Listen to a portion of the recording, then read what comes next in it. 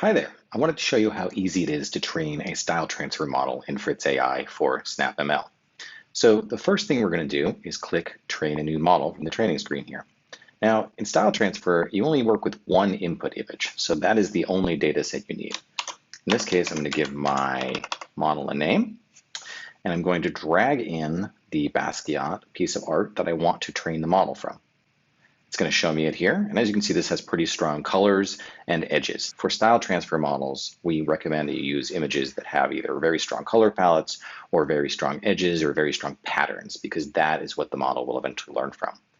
There are a number of advanced training parameters here that do things like style and content and variation. I recommend that you click on this link for style transfer documentation and read more about what each of those will do. I'm going to leave all of these as they are.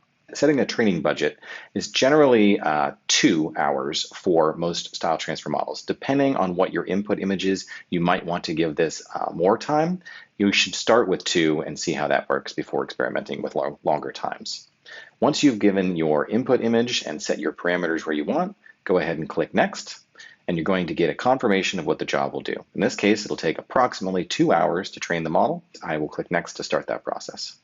So in about 2 hours, when the job is done, you'll get an email, and that email will bring you back to this page where you can see what happened. So down below, we have a number of preview images. For each of the images on the left, the affected version is on the right. And as you can see, this is picking up a lot of the color edges of the original image.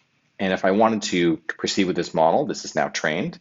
So this has been a preview of how to train a style transfer model for SnapML inside Fritz AI. And thank you for joining me.